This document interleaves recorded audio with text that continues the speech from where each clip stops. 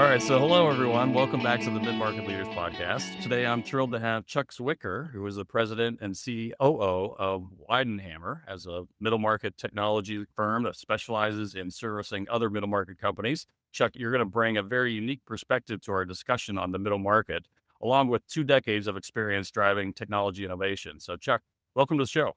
Thank you. Appreciate you having me. I was interested, but knowing the focus of this podcast being on middle market companies, I was honored to be part of this here. Yeah, you spend a lot of time in the middle market. We're going to get into that as we move the discussion. But let's start first with Weidenhammer. Let's talk about their 50-year technology history. What makes them unique and able to successfully navigate that many generations of technology?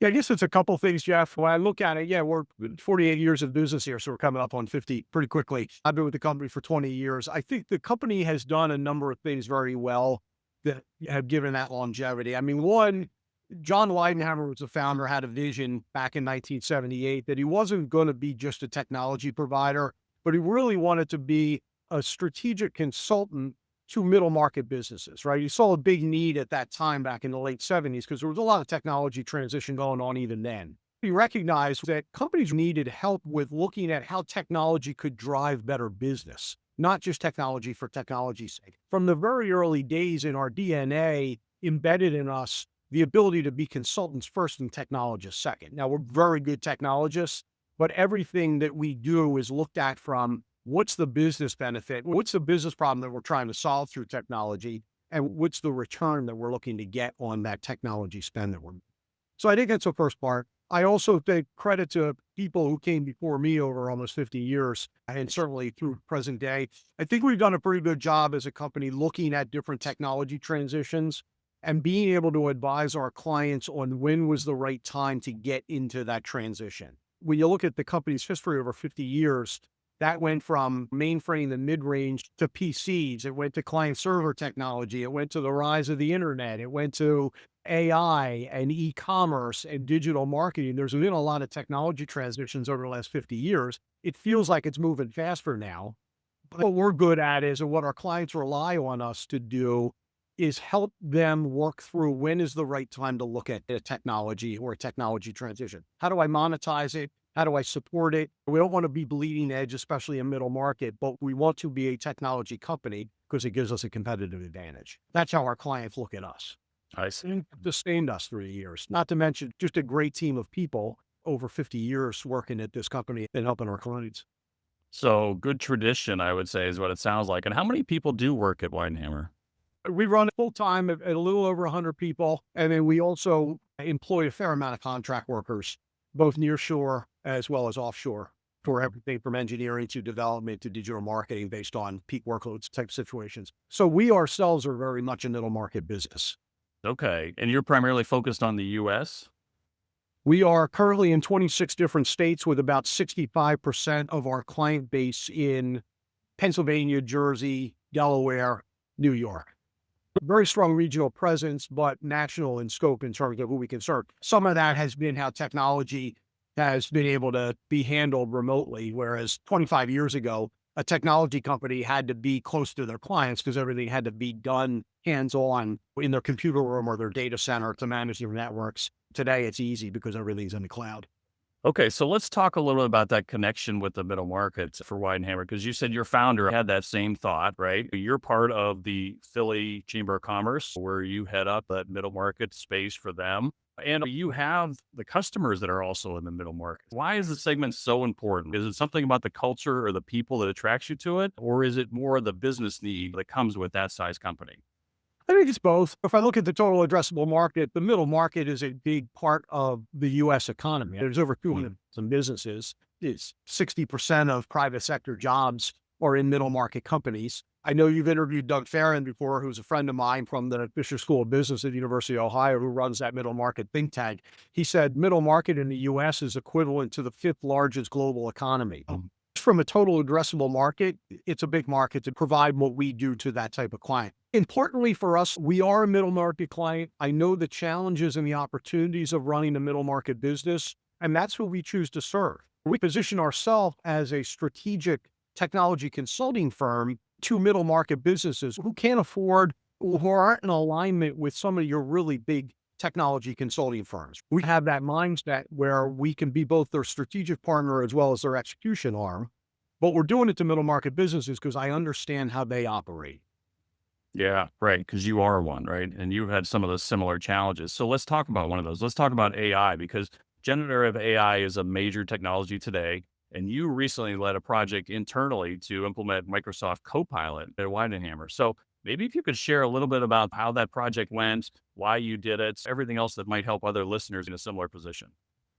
Yeah, it's interesting. We were early adopters of AI. We're a couple of years into this now, so it's generative AI and then agentic AI have really taken the world by storm. Not to be snide, but I've been 35 years in the technology industry. We've been working with AI for decades now. It's just the recent advantages have really put it on everybody's radar. So it's really accelerated. And obviously, you've got a lot of your big technology companies who are investing significantly in this. To us, it was another tool. When we decided we really were going to get heavy into AI because we wanted to be out ahead of it in terms of how it could help our clients, we made that investment ourselves. To me, though, I think that it was really more of a management change than it was just adopting a tool. And that's what you're going to find with AI, especially in middle market businesses. They're all dabbling in it to trying to figure out where it applies in their business and how to get it past the cultural change of using AI. Because it can be daunting, right? You hear the horror stories, you hear that it's going to replace people's jobs, and let's be frank, it will, right? There's going to be displacement. There's going to be creative destruction here as a result of AI. But there's going to be more opportunity that comes out of it than the jobs that are going to be eliminated by it. And for us, what we looked at is how can we use AI to move faster? How can we be more productive? How can we eliminate or automate manual tasks or processes that chew up time so that we can move faster for our clients and provide better value? That was kind of the mindset that we looked at. We looked at Copilot first. We use a number of different AI platforms now because we're 2 years into it. But Copilot was the first we looked at because we were a Microsoft shop. Microsoft took OpenAI's product and embedded it into their Microsoft 365 platform. So Copilot is embedded in everything that you do within Word and PowerPoint and Excel and Teams. So to us, that made sense because it was a good way to start to embed it into our organization. A couple false starts, but certainly within about 6 months, we had really embedded Copilot very heavily in our organization. We did it just by identifying power users, domain experts in different parts of our business, and giving them the technology and giving them time to experiment with it. So there was a little bit of a knowledge transfer and the user acceptance started to drive out, okay, let's look at our processes. Let's look at use cases. Where are there obvious use cases that AI could be put in place to automate, to run more efficiently?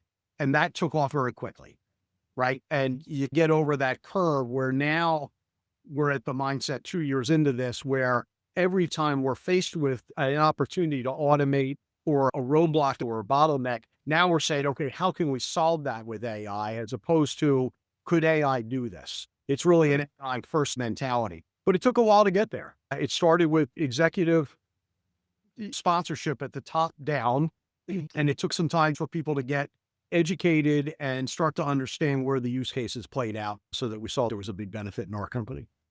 I'm not that familiar with Copilot. I do use ChatGPT, I use Gemini, and I know how I use them. But when you embed it into all the typical applications that are part of Office, what are those applications that start bubbling up? Yeah, I mean, some of them aren't sexy, Jeff. I mean, obviously, I want to say is Copilot's embedded into Outlook. So all our people now, when they're crafting an email, they're using Copilot to help them craft it. Most of the time, I'm not crafting an email anymore. What I will do is I will use Outlook. I will dictate my thought process into an email, and Copilot grabs my raw thought process and summarizes it for me, puts it into the form and structure that I want. And it learns from me using it. It's my assistant. It's my code. It doesn't do my job for me, but the more that I train it, the more it talks in the way that I communicate, my tone, my writing style, my voice. So over time, I have to make very little corrections to it.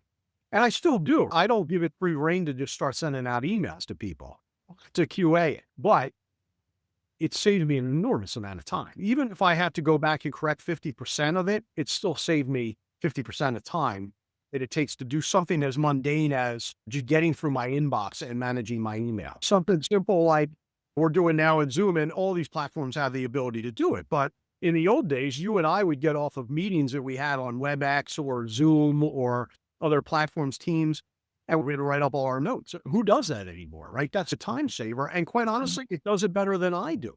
Mhm. My job now, when I'm with clients, is to work with them around their business problems, their challenges, their processes and requirements, knowing that all that's being captured and transcribed for me. And then we're using AI to organize it. And that just keeps building. So when we're working with a client because we're building out a solution for them, or we're implementing a certain platform or technology, we're going through requirement sessions. All that gets recorded and it keeps building this body of knowledge. And then we're using AI to break it down into business requirements, technical specifications that then go into implementation. I mean, that's not a sexy application. Mhm. You think about the neat things being done in AI, it's a huge time saver, and it lets us be more detailed and move faster for our clients in what they need us to do for them. And it wouldn't be the same if you're presenting a slide deck or something in PowerPoint where you tell it basically to take information and put it into slides and they know the structure you typically would put it into. So it'll create the slides for you relatively quickly. Is that right?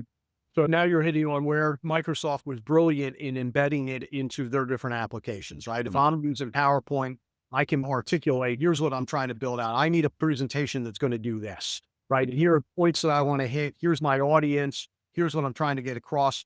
And it will develop the presentation for me. Now I can say, okay, go grab this company template and build out the presentation based on our template. But that's a huge time saver. And it will also even provide me speaker notes associated with it. I have to go back and make sure that it's got everything right.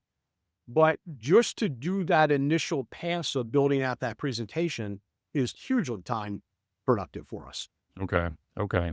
So these very simple assistant type applications, their ROI is good. Time saving is very good. I've certainly seen it myself. It sounds like you've seen it with your team.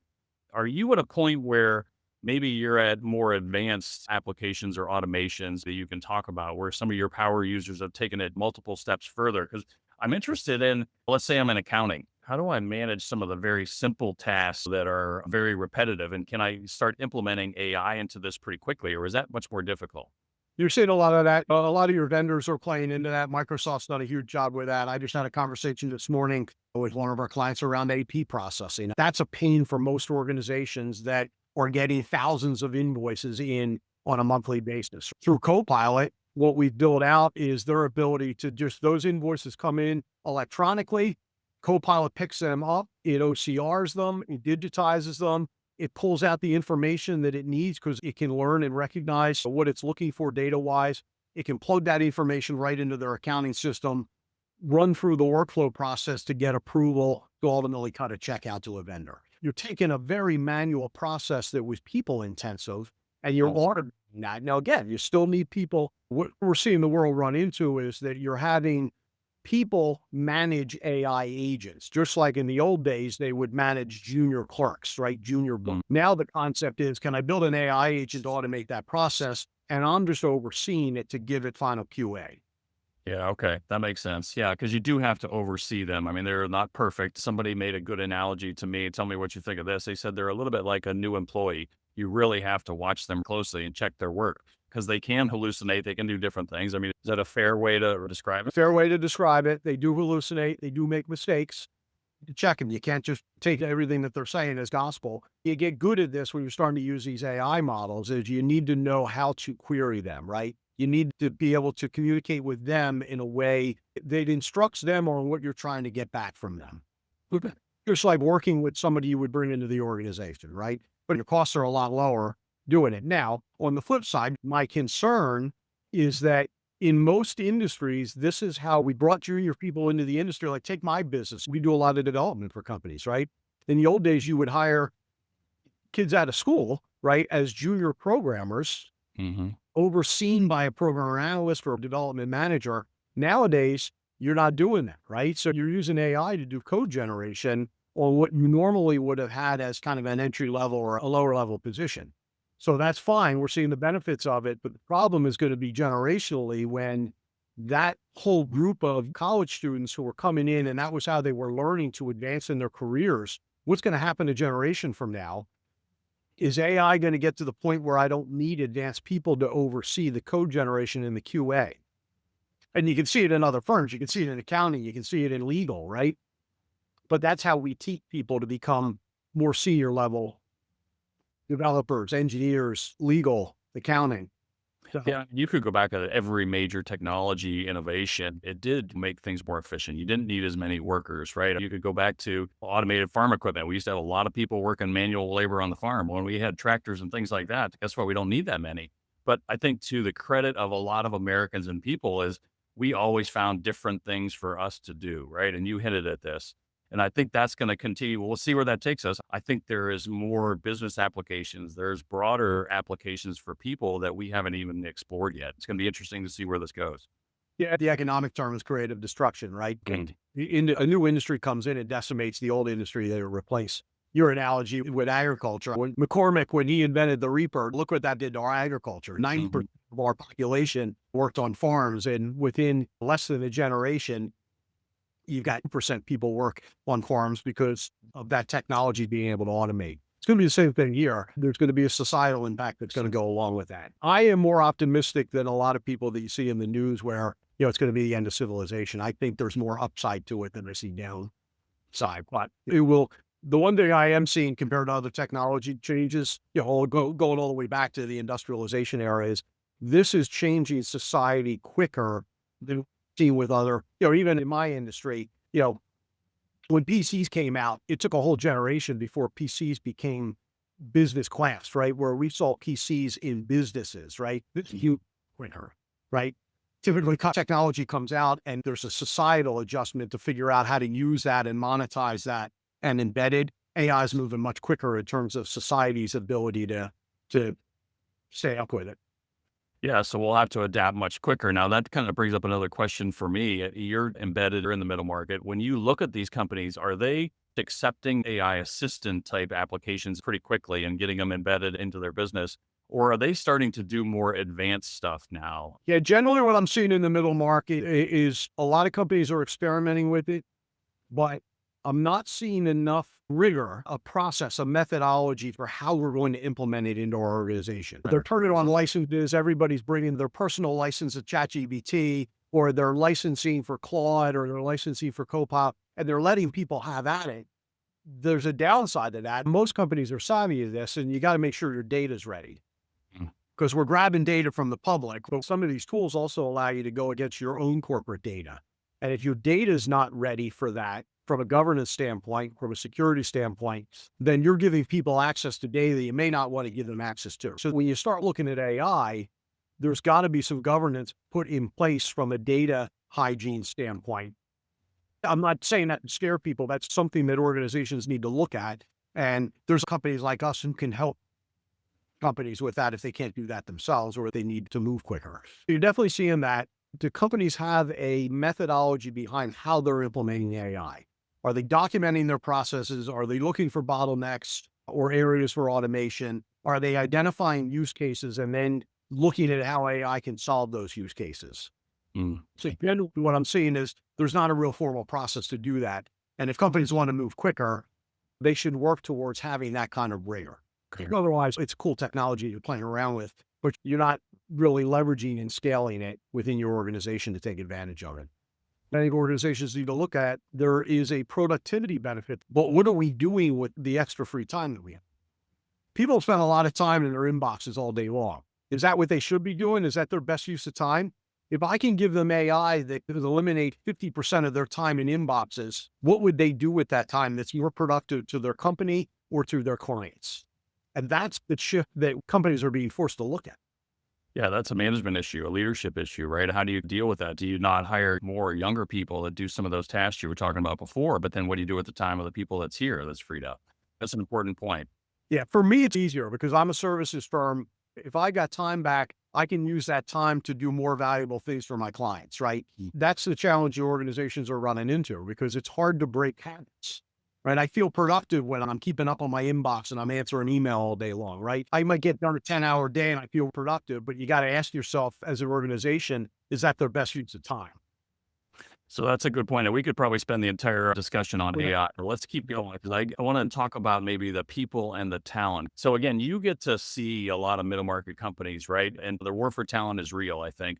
But when you look at some of them and you see maybe how they're managing AI and how they're managing the people part of it, what do you see that they're doing when it comes to finding, retaining, and developing talent within their organization? So let's break that down a little bit. If you look at your typical middle market client, unlike large organizations, you're hiring people who can wear a lot of different hats. Like middle market companies move fast, they're very entrepreneurial, they can move on a dime, right? Mhm. But they're also, in many cases, they're budget strapped, right? They're resource strapped.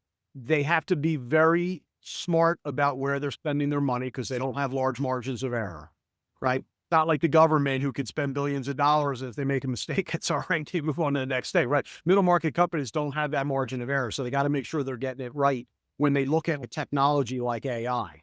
All right.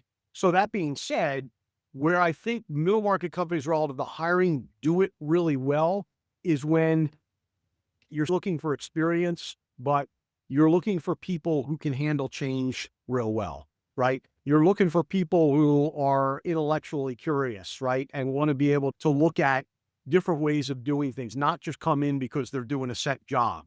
You can apply that to all businesses, but I tend to find when I look at what we hire for, yeah, we hire for certain technologies, but equally important, I want to know how that person thinks, right? I want to know how they communicate. I want to know their ability to pivot quickly and change, right? Or are they stuck in this process and they're stuck in their ways? Ability That to adapt, sure. ability to adapt is huge because that's the benefit of a lot of middle market companies is they're not bureaucratic. When they see an opportunity, I look at it in our organization from the lens of Weidenhammer as well as the clients we serve.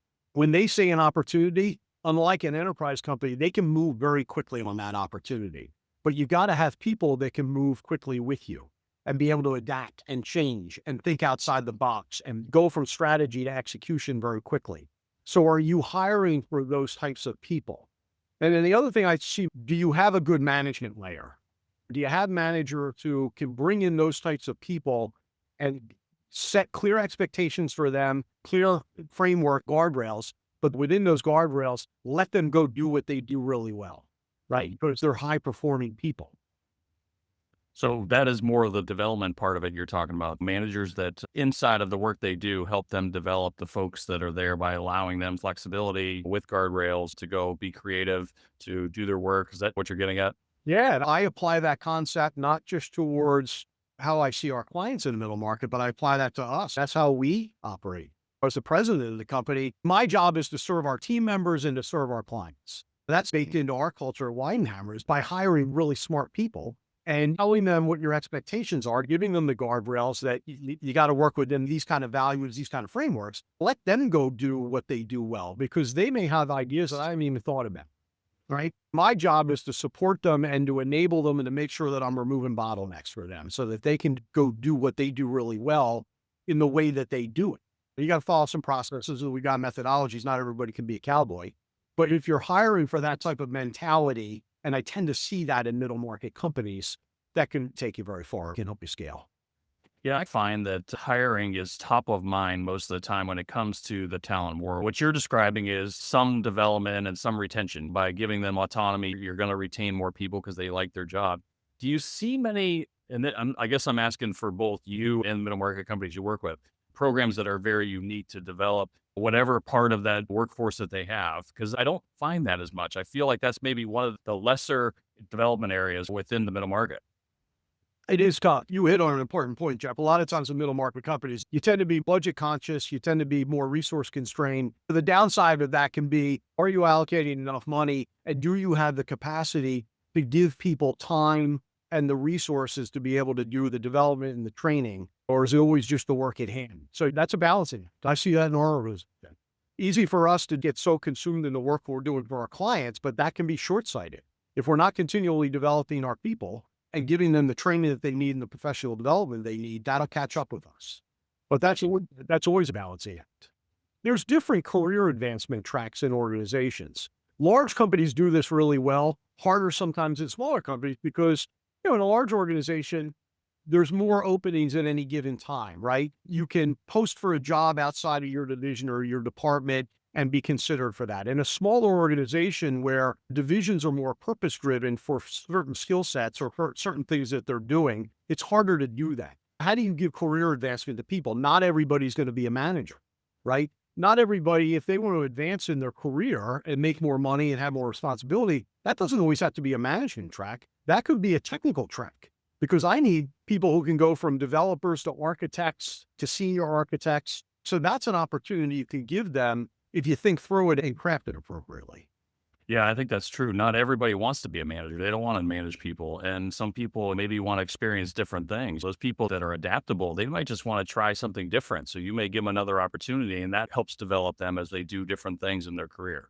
Yeah, that's what we tend to find. Our business is good because we've got a lot of clients. We solve different problems for them. We can put them on a project as an observer or as a junior so they can start to cut their teeth on that technology and build up the skills from there. So that's how you develop people. You're looking for specific projects or unique opportunities that might give certain people those options. And it's moving quick. AI is a big one. We've got a large portion of our workforce who we have to get reskilled or additionally skilled in some of these AI technologies so we can keep up with what our clients are asking us to do. Okay, that makes sense. So let's shift gears here a little bit. Let's talk about you and your career. As you look back, you've had a very good career. Who has been the best coach or mentor for you and why? I've had a lot of them, Jeff. If I had to dig back, I would say it goes back even before my working career. I was a Boy Scout. I was an Eagle Scout. I was in scouting all my life. At a very young age, that taught me a lot about leadership, because that's a big part of scouting is how to lead, how to communicate, how to organize, how to get people enrolled when they're not built like you, right? That was embedded into me at a very early age. That helped me tremendously in my working career. Sports helped. I had some great coaches, right? Whether you were in the band or you were on the football team, you had some great mentors that instilled in you certain things that helped you when you went into your working world. And I benefited from that playing sports. I think I benefited from bad managers too, right? Because you can learn from, I'm convinced that I can learn something from anybody that I talk to. Some of my bigger mentors really taught me important lessons around how to carry yourself as a leader.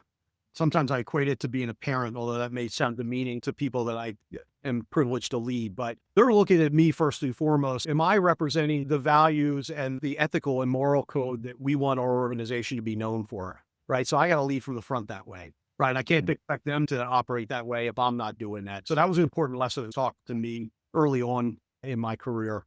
John Weidenhammer, who's our founder, I've had the privilege of working for him for 20 years. He's taught me an awful lot about being an entrepreneur, having a wider scope. When you make decisions, what's the impact going to be beyond what you can see in front of you?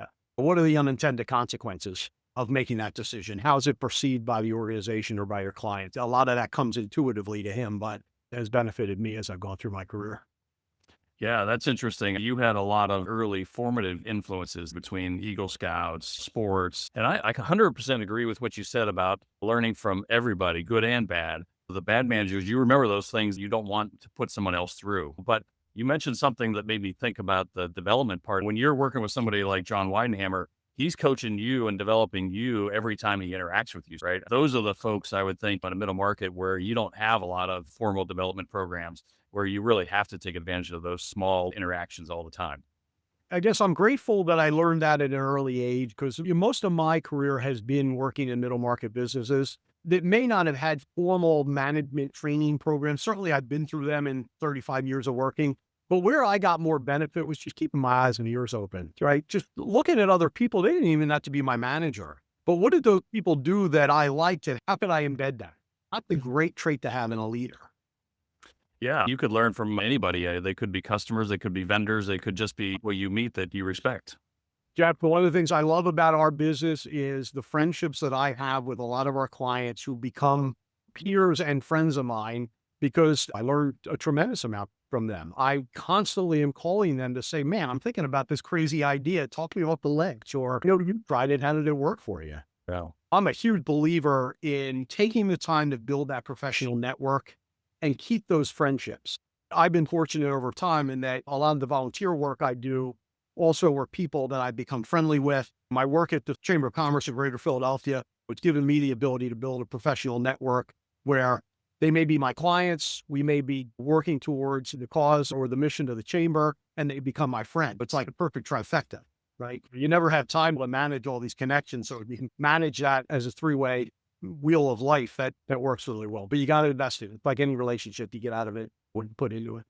How long have you been involved with the chamber in Philly? I get involved with them during COVID 2021. I'll give a plug to the Chamber of Commerce for Greater Philadelphia. They have a big focus on middle market, and that was what enticed me to have our organization join them. We were servicing middle market businesses. That's our ideal customer profile, primarily in manufacturing distribution, but some other industry segments as well. Unlike other chambers, they have a big focus on what are the characteristics of middle market companies and how can the chamber help them grow as businesses and fulfill their mission of driving a better economy and a great business environment in the Philadelphia region. So for you, it's potential customers, it's a network, it's understanding some of those things that make middle markets tick a little bit more in-depth to understanding. Is that what you're saying? Yeah, and it gives me access to a big network of companies that I may not sell to, but what they do may be a benefit to my client. Mhm. So that's what I'm always interested in, the relationships I'm building at the chamber. My first thought isn't what can I sell them? It's what do you do? And is what you do applicable to my clients? Because it may be something that I don't do, but I'm always looking at how do I bring additional value to our clients here. Yeah. Okay. So I've heard as I listen to you talk, the energy around some things you do that you really like. So if you had to be concise about a few things you really enjoy about your role today, what would you say? Where to start? It's like talking about AI. What I love about my job, I've been in a number of different roles here in 20 years, but in my current role, I love being able to help the company both strategically through execution. In a middle market business, you got to be good at doing both and you got to be able to balance it. You got to be working on the business and in the business at the same time. Because it's a middle market business, you can turn and burn. You can see the results quicker than you do in a large organization where maybe more segmented or departmentalized and you got more bureaucracy to deal with. So I love that aspect about the job. I love the people. We've got people that have worked here for 45 years or long, right? It's the people. I think we do a great job of really living our values, living our culture, hiring for that. Somebody asked me the other day, geez, don't you ever have problems with employees that, they don't treat people right or they're political or they're climbers? We have very little of that. And I think part of it is because we're rooted in a culture and a set of values, and we hire for that. If you spend time thinking about that and hiring for it, you build a great team of people that you can get a lot done with. And lastly, I love the industry that we're in as a consulting business because I see the work that we do for our clients. We see the impact that we're making as we help our clients transform through technology to grow their businesses, get into different lines of business, run more efficiently. There's a huge meaning tied to that. Yeah, technology continues to evolve, and it sounds like the company has continued to evolve over the last 45 years. Is that what it's been? 48 years. Yeah. 48 So years. Yeah. Yeah. that's the responsibility we have to our clients. Right. Without them, we're nothing. Well, with that in mind, as you look out over the next 5 years, what do you and John see as the future for Weidenhammer? Yeah, I don't see necessarily the business model changing. We still see ourselves as consultants. We still see ourselves as the company that you partner with who can develop strategy through execution and through management, right? Middle market companies need that, right? They don't have large IT staffs. They don't have large marketing staffs. They need somebody who can come in and partner with them, take the time to understand their business so that I can help them think strategically, but then be with them through execution. And in many cases, help them support the technology that they've had in place. So I don't see that model changing. That's been successful.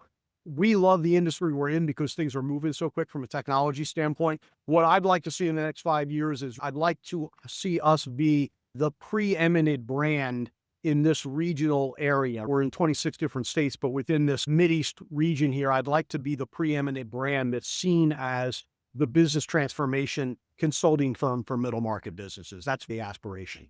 So you become top of mind when a middle market company needs technology. That's who they call, right? That's exactly it. I want them to think of Hammer when they're thinking about a technology investment they're making in their ERP, or how do we get into AI, or how should we be looking at all these cyber threats that are popping up? I want them to think about, geez, I got to call Weidenhammer because they will come in, they'll take the time to understand the business, what we're trying to achieve, what our constraints are, and they'll craft a solution that's specific to us that's tied to our business benefits. That's what I want to be known for at scale. That's a great aspiration. I got to be a little cautious with time. We're almost out of our hour. It goes by pretty fast. As you look back on your career and you think about maybe a new business leader or a new executive listening today, what kind of advice would you give them?